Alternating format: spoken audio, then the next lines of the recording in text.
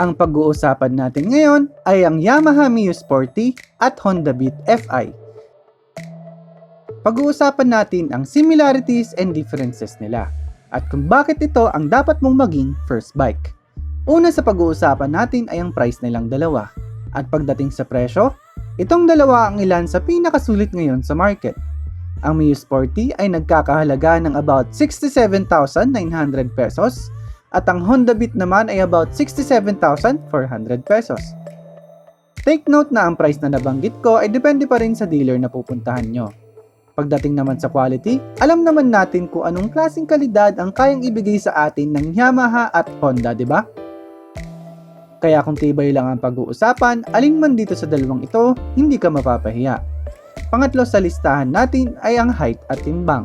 Sa tingin ko, importanteng pag-usapan natin ang seat height ng isang motor dahil alam naman natin na marami sa atin ang hindi biniyayaan ng tangkad.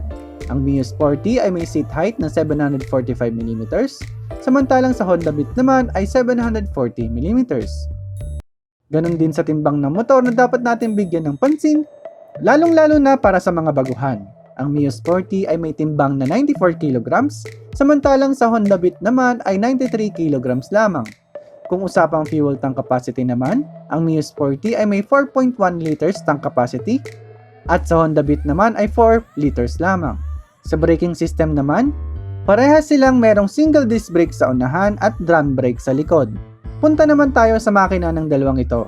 Sa Mio Sporty, air-cooled, 4-stroke, single overhead cam, 2-valve, single cylinder, carb type, 114cc ang kanyang displacement, 50 by 57.9mm ang kanyang bore and stroke with maximum horsepower of 5.7 kilowatts at 8,500 RPM and maximum torque of 7.2 Newton meters at 5,500 RPM. 1,240mm ang kanyang wheelbase, minimum ground clearance of 125mm. Sa Honda Beat naman, 4-stroke, single overhead cam, air-cooled, and then ang displacement niya is 110cc. Ang kanyang bore and stroke is 50 by 55.1mm. Ang maximum power niya is 6.48 kilowatts at 7,500 RPM. Maximum torque of 9.21 Newton meter at 6,000 RPM. Fuel injected na rin to. Ang kanyang wheelbase is 1,256mm. Ground clearance na 146mm. Pagdating naman sa design, hinuli ko talaga ang bagay na ito dahil iba-iba naman tayo ng taste. At ang maganda para sa akin ay maaaring hindi kaaya-aya sa'yo. Kaya kayo na ang bahala pagdating sa looks. Kayo ba?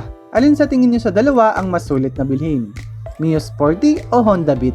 Comment nyo nga sa baba. So sana natulungan ko kayo na pumili sa dalawang motor na to. Inuulit ko, magmotor ka na.